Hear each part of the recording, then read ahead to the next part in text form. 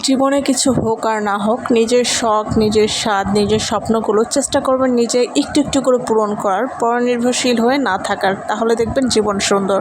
যখন প্রথম সংসার শুরু করি তখন আমি একটা বিছানার চাদর আর 2টা বালিশ আর ফ্লোরিং বিছানা দিয়েই কিন্তু আমাদের সংসারটা শুরু হয়।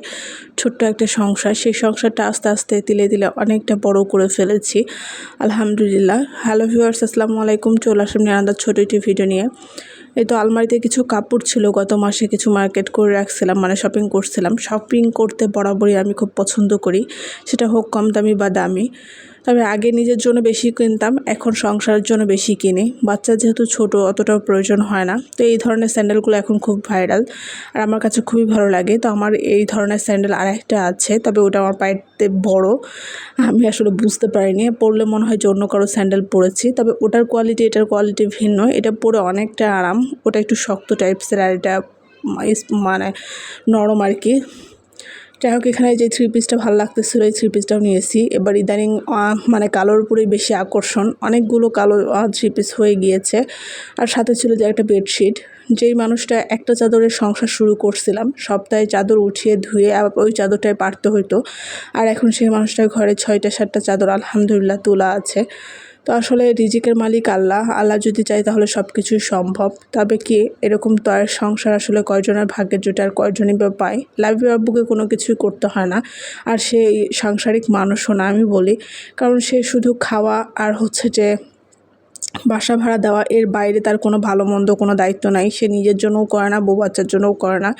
তো আমি যেটা আমার হাত খরচ পাই সেটা থেকে আমি আমার সংসারের জিনিসও করি, টুকিটাকি আবার আমার জিনিসও করি, বাচ্চারও করি।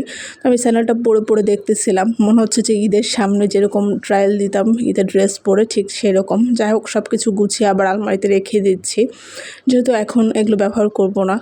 আর ভালো লাগে নিয়ে ফেলি আর কি। তারপরে চলে আসি অনেকদিন পর একটা এলাচ চা খাওয়ার জন্য। এলাচ চা খেতে খুব ইচ্ছে করতেছিল, এলাচের ফ্লেভারটা আমার কাছে খুবই ভালো লাগে।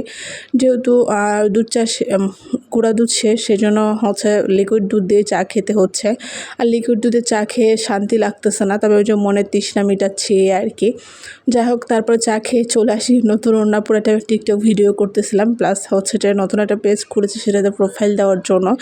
আশা করি পেজটা আপনাদের সাথে শেয়ার করবো, অবশ্যই সাপোর্ট করবেন। যারা আমার টিকটকের ভিডিওগুলো দেখেন, ফেসবুক আইডি মহুয়া ডেলি ভ্লগ, আশা করি ফেসবুক পেজটাও সাপোর্ট করে সাথে থাকবেন। ধন্যবাদ সবাইকে, আল্লাহ হাফেজ।